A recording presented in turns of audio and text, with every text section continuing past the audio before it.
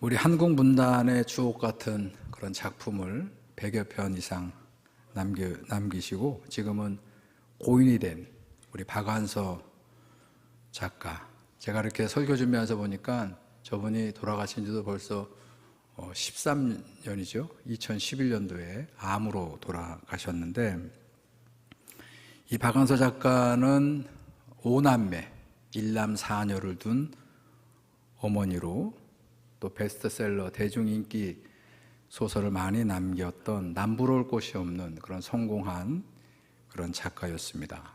아까 작품이 나왔는데 꼴찌에게 보내는 갈채, 저 우리 사회의 1등만 기억하는 저 내용이 아주 재밌어요.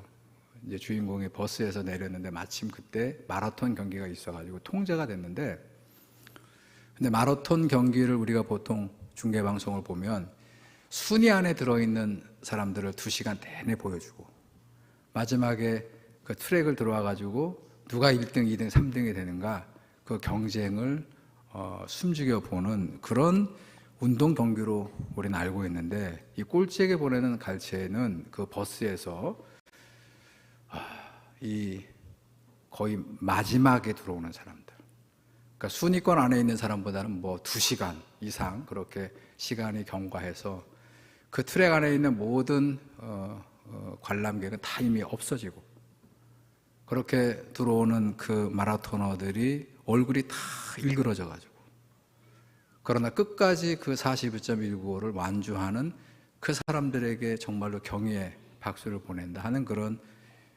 글인데, 그걸 통해서 지금 우리 사회가 이렇게 1977년도 작품이니까 뭐 1등만 지금도 그렇습니다만 그런 사회의 어떤 현실을 이야기하는 그런 얘기. 그 많던 싱아는 누가 다 먹었을까?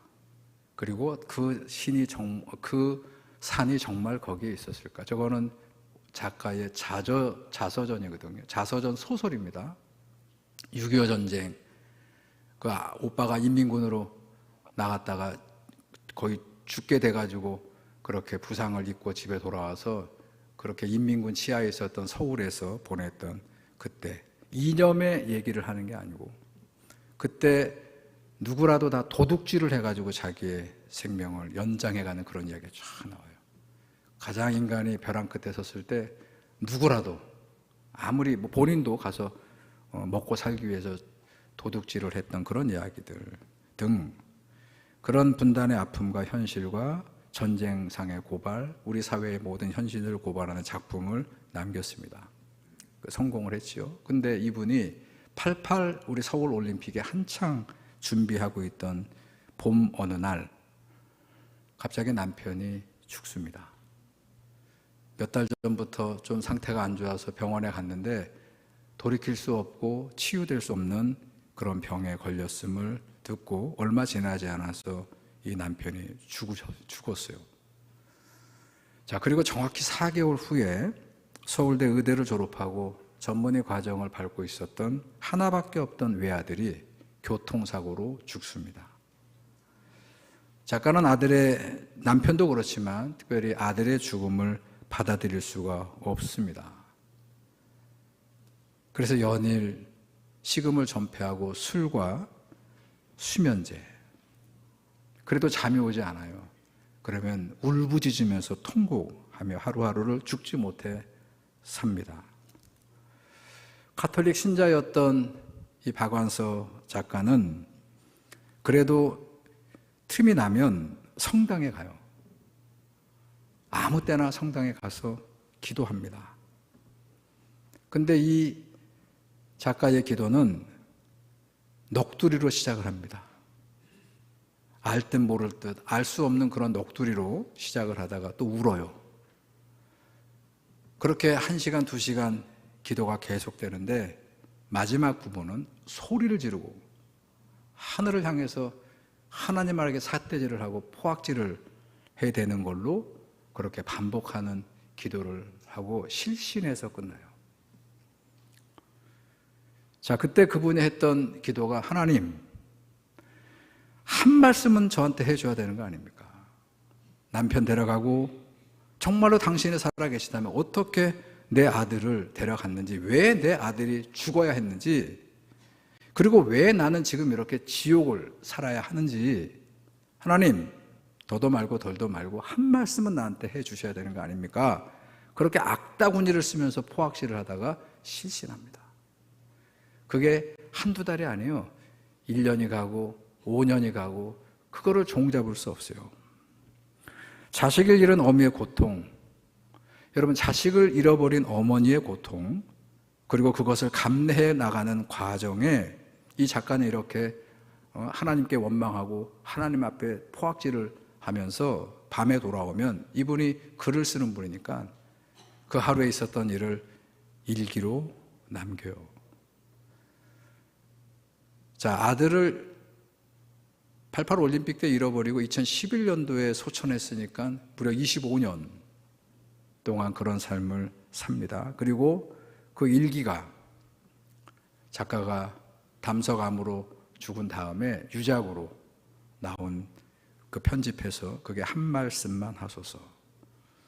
이 책 읽기 좋은 계절에 여러분 아주 구하기 어렵지 않습니다. 이 작가의 글을 한번 읽어보면 좋겠어요. 자, 그 편지 글에 그 일기에 보게 되면 한 말씀 하소서에 보면 자신이 겪고 있는 이 참척의 고통이라고 그러죠. 자식을 잃어본 어머니의 고통을 한자로 참척의 고통, 애간장에 끊는 그 고통과 그렇게 자기는 지금 어려움을 겪고 있고 세상 모든 걸 다 포기하고 있는데 그런 자기의 형편은 아는지 모르는지 지금 이 세상은 잘 돌아가는 거예요. 무정하게 그렇게 세상은 또 늘 그래왔던 대로 돌아가는 이 세상에 대한 분노가 가득 차 있고요. 무엇보다도 이 세상을 섭리하시고 돌아가게 하시는 하나님에 대한 부정, 하나님을 신앙했던 자기 신앙에 대한 회의, 하나님 앞에 포악질을 해대고 저주를 내뱉었던 그런 글들이 여기에 다 담겨 있어요. 자, 그러다 어느 날 이 작가는 이 캐톨릭이 운영하는 수도원에 가게 됩니다. 글을 좀 요구받은 게 있어서 수도원에 가서 이제 마음을 좀 평정하고 또 글을 쓰셔야 되니까 그렇게 수도원에 갔는데 거기에서 어느 한 수녀를 만나요. 젊은 수녀를 만나는데 근데 그 수녀가 이제 40대 후반, 50대 초의 수녀를 만나는데 이 수녀의 얼굴이 수심이 가득한 거예요. 왠지 모르게 좀 서로 정서적으로 좀 통합니다. 그래서 이 수녀분하고 이야기를 나누게 됐어요. 근데 이 수녀는 어떤 사연이 있냐면 어릴 적에 부모를 여의고 남동생 하나와 살았는데 나이 터울이 나는 남동생을 거의 뭐 부모처럼 키우다면서 살았는데 그 하나밖에 없는 남동생이 속을 썩입니다. 어려서부터 부모가 없어서 그런지. 그리고 나이가 들면서 학교도 그만두고 소년원을 왔다 갔다 하고 그리고 나이가 들어서 계속 사고를 치고 감옥을 들락달락 합니다. 그래서 이 수녀가 항상 기도할 때마다 그리고 그 사고를 치고 나면 여기 어김없이 피해자들이 이 누나한테 달려와서 막 포악질을 해야 되는 거예요. 그래서 이 수녀가 언제부턴가 기도가 하나님 왜 하필 제 동생입니까? 하나님 왜 하필 저한테 저런 동생을 남겼는지 하나님 원망하다가 그 동생을 남기고 간 그 어릴 적 돌아가신 부모님을 원망하는 거예요. 그 얘기를 쭉 합니다. 자, 그런데 하나님 왜 하필 그런 동생을 제게 주셨습니까? 자, 근데 그 수녀가 어느 날 기도를 하는데 왜 나한테 그런 동생이면 안 되는 거지? 왜 불행한 일은 다른 사람들한테 일어나야 되고 나는 내 동생이 되면 안 되는 거야? 하는 그런 생각이 들더라는 거예요. 그런 얘기를 이제 쭉 하면서 지금도 그 동생은 계속 정신 못 차리고 살아가는데 그냥 그러려니 하고 살아간다는 얘기를 듣고 바로 그 왜 내 동생이면 안 되는 거지? 라는 이 수녀의 말에 이 작가는 충격을 받아요. 왜냐하면 하나님 왜 하필 제 아들입니까? 여러분 이 수녀의 이 얘기가 자기가 지금 오랫동안 하나님께 대들고 포악질을 했던 바로 내용이에요. 그리고 이 작가는 그렇게 얘기합니다. 내가 그렇게 왜 나한테 이런 시련을 줍니까? 그렇게 얘기할 수 있었던 근거는 내가 여태까지 살아오면서 특별히 뭐 다른 사람들한테 선한 일을 많이 한 것도 아니지만 딱히 이렇게 벌 받을 만한 그런 일도 나쁜 일도 한 적이 없는데 왜 이런 시련을 주느냐는 그런 자기 당당함에 대해서 하나님께 원망을 했던 거거든요. 그런데 수녀와 얘기를 하는 그날 밤에 기도하는데 제가 딱히 선한 일을 한 적도 없지만 제가 그렇다고 남한테 해코지 한 적이 없는데 그 대목이 옛날에는 그냥 지나갔는데 내가 딱히 선한 일을 한 적도 없었다는 게 걸리는 거예요.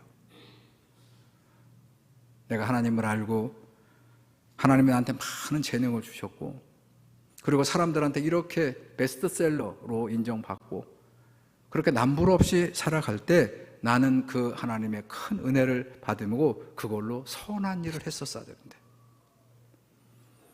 당연한 거라고 생각을 하고 내가 이렇게 누리고 사는 것 사람들이 나의 작품을 이렇게 칭송을 하는 게 너무나 당연하다고 생각하고 살았던 그게 죄였다는 거예요. 그게 자기의 죄라는 것을 이 작가는 깨닫게 됐다는 얘기를 합니다. 그 책에서.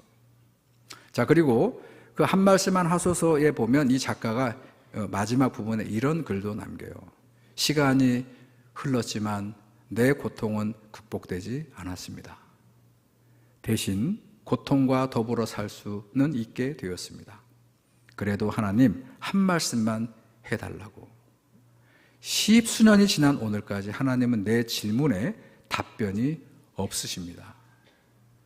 그러나 그 고통의 시간을 지나올 때 하나님이 내 곁에 계셨다는 것이 얼마나 고마운지 모릅니다. 그 수많은 원망을 고스란히 들어주셨던 하나님, 당신의 침묵은 더 많은 원망을 듣고자 하셨던 저를 향한 하나님의 배려가 아니었는지요.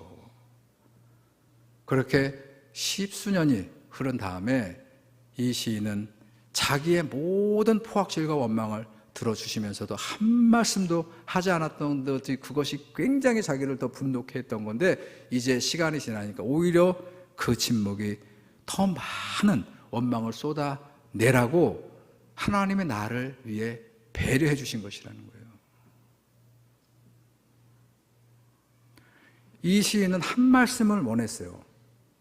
근데 이 시인은 나중에 그 한 말씀 하지 않은 더 많은 그런 하나님의 배려가 있다는 것을 깨닫게 됐다는 것이죠. 오늘 본문 보게 되면 자, 백부장의 종을 고치기 위해서 벌이는 이야기가 나오죠. 여러분, 우리가 복음서, 예수님의 가르침과 사역이 담겨있는 복음서는 4개입니다. 마태, 마가, 누가, 요한 복음까지 4개인데 그 중에 누가복음은 마태와 마가와 요한 복음과는 다르게 이방인 공동체, 즉 이방인들을 위해서 쓰여진 예수님의 복음서예요.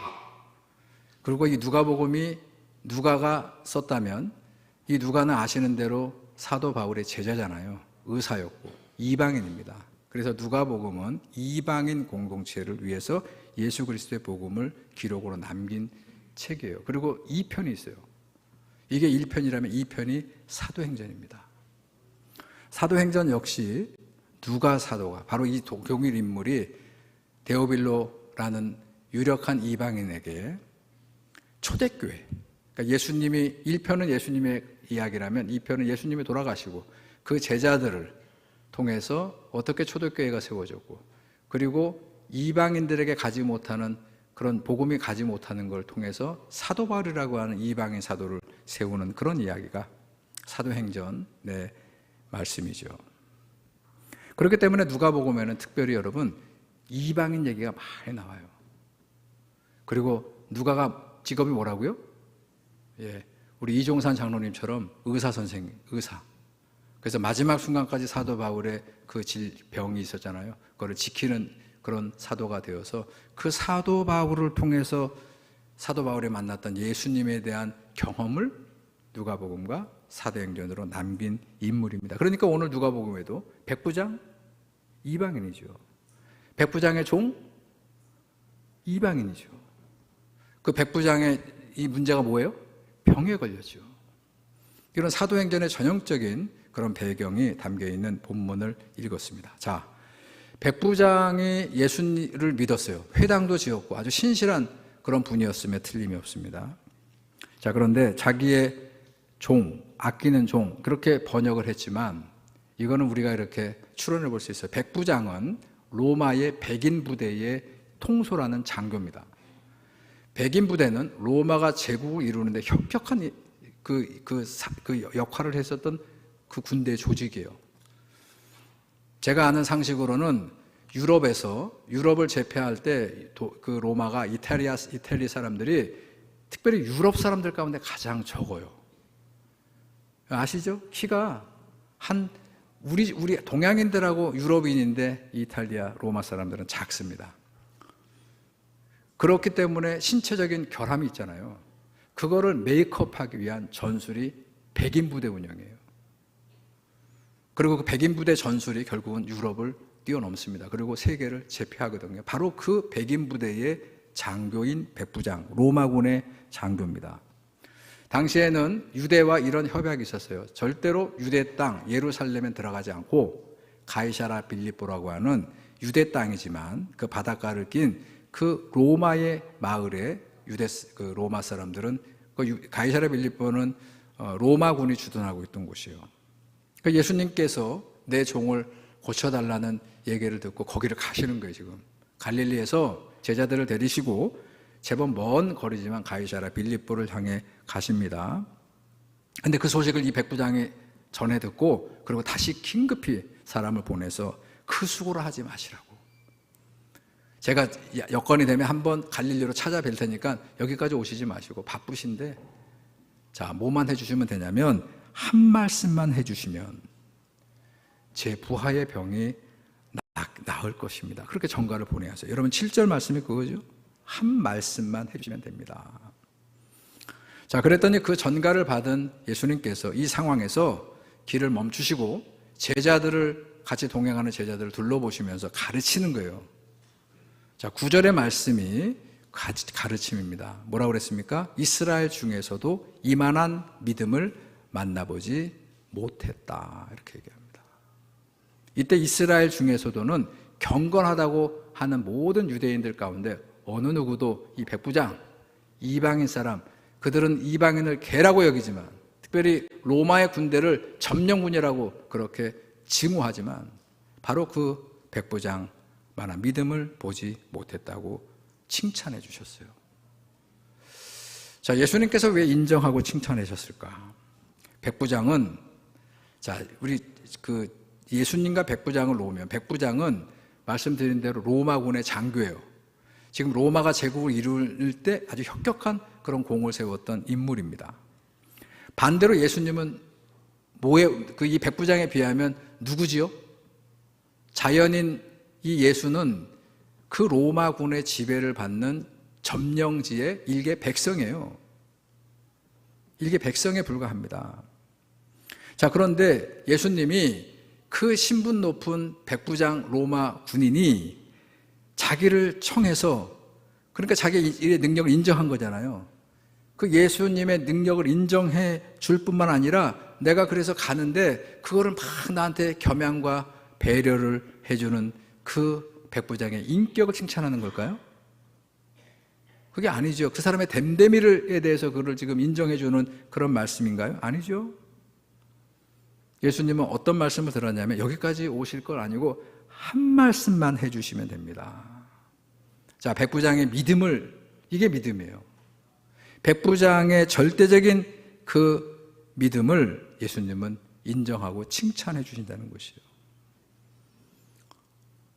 저는 성경을 지금 통독 들어오는 분들한테 특별히 이 복음서를 읽을 때는 이 복음서는 항상 사건으로 읽으셔야 된다 하는 얘기를 종종 합니다. 어떻게 읽는 게 사건을 읽느냐? 자, 오늘도 백부장의 어떤 상황들이 예수님과 나올 때 그걸 보면서 거기에 내가 들어가야 되는 거예요. 그러면 뭐가 있느냐? 백부장의 믿음과 내 믿음이 있어요. 그리고 우리는 그 주님으로부터 인정받은 백부장의 믿음을 봐야 됩니다. 왜? 우리도 지금 믿음 생활하니까. 근데 백부장의 믿음은 제가 몇 가지 얘기하면 나중을 셈하지 않는 믿음이에요. 여러분, 인간은요, 본능적으로 어떤 일을 당하든지 그 일을 행하면서 나중을 염두에 두고 그 말을 하고 그 결정을 하고 그 행동을 하게 되어 있습니다. 우리 권사님이 지난 그 장례를 하면서 제가 이렇게 그 장지를 가는데 저한테 이렇게 나오면서 이렇게 인사를 하면서 목사님, 그래도 잠도 잤고요, 밥도 넘어가대요. 우리 돌아가실 때 장례를 치를 때 사별을 하면 먹지도 못할 것 같고 죽을 것 같고, 그런데 여러분, 어떤 장례를 치르는 분들도 아무리 죽을 만큼 그렇게 사랑했던 분과의 사별, 그리고 부모님을 떠나보내도 인간은 본능적으로 할 일은 하게 돼 있어요. 그 다음 일을 염두에 두고 하는 게 인간이라는 것이에요. 근데 오늘 백부장을 인정해 주는 것은 믿음에 있어서, 이 마음씀에 있어서 이 백부장은 나중을 계산하지 않았다는 거예요. 여러분, 우리도요, 믿음 생활하면서, 여러분, 우리가 신실한 믿음이라고 얘기하는데 우리가 믿음을 하면서 얼마나 재는지 몰라요. 여러분, 얼마나 우리한테 이익이 되느냐, 이익이 되지 않느냐, 여러분, 그런 마음으로 여러분, 우리가 믿음 생활 합니다, 사실. 근데 오늘, 자, 이 본문에 나오는 이 백부장은 그런 거 다 없고, 조건도 없고, 필요도 없고, 한 말씀만 해주시면 된다. 여러분, 그 다음을 계산하거나 셈한 흔적이 없습니다. 그거를 주님께서 지적하시는 거예요. 그거를 귀하게 여겨주시는 거예요. 주님이 주시는 말씀 한마디면 내 문제, 지금 이 병에 걸렸거나 아니면 무슨 심각한 부상을 입어서 지금 사투하고 있는 이 내 수하의 이 부하가 깨끗하게 회복될 수 있다는 그 마음, 그거를 주님께서 인정하시고 우리들에게 그 백부장의 믿음을 보라고 오늘 이 강단을 통해서, 저를 통해서 여러분들에게 말씀을 선포케 하는 것이다. 여러분, 백부장은 자기가 그 멀리 계신 주님 바쁜데 그분한테 이런 청을 했을 때 유대인도 아니고 그냥 일반 이방인도 아니고 이 유대 땅을 점령해서 그렇게 유대인들이 미워하는 로마 군대의 군인을 고쳐준다는 그런 걱정하지 않았다는 거예요. 그런 염려하지 않았다는 것이요. 그냥 주님이 한 말씀 해주시면 내 아끼는 이 부하 군인이 병을 깨끗하게 나을 수 있다는 일말의 의구심도 없는 그 마음을 주님께서 어떻게 합니까? 인정해 주시고 그 믿음을 우리에게 지금 보게 하시는 거예요. 자, 오늘 본문의 끝이 어떻게 되느냐? 오늘 10절을 보시기 바랍니다. 자, 이런 일이 벌어졌는데 끝에 결국 이 사단의 이 문제는 그 죽어가는 부하를 살리는 거잖아요. 자, 근데 오늘 이야기의 마지막이 어떻게 되죠? 10절, 보냈던 사람들이 집으로 돌아가 보매 종이 이미 나아 있었더라. 문제 해결이 되었더라. 제가 여러분에게 묻습니다. 이 종은 어떻게 난 거예요? 어떻게 난 겁니까? 예수님이 고쳐준 겁니까? 아니면 그 백부장의 이 종을 낫게 하기 위한 간절한 믿음이 이 종을 고친 겁니까? 어느 쪽입니까? 여러분, 우리가 믿음 생활하는데 우리의 믿음이 사람들을 살릴 수도 있고 사람들을 세울 수도 있고 모든 문제를 해결할 수 있는 믿음이라고요. 우리가 그런 믿음으로 주님께 맡기면 모든 것들을 하나님이 해결해 주시는데, 근데 우리는 어떻게 하냐면 믿노라 하면서도 다 우리 계획이 있어요. 다 뒤로는 우리 생각이 있어요. 다 자기 계획대로 하려고 합니다. 그 말로는 믿는다고 그래요. 오늘 여기 백부장의 믿음, 그리고 그 백부장이 그 간절히 요구했던 그 부하의 병이 낫는 것, 이 연관성이 있다는 것이요. 근데 이것만이 아닙니다. 예수님께서 많은 병자들을 고친 이야기가 복음서에 나오는데, 근데 그럴 때마다 부정한 사람이 되었던, 병든 사람이 되었던 그들을 깨끗하게 하시고 그들을 치유하실 때 결과가 나오면 예수님이 항상 빼놓지 않고 하신 말씀이 있어요.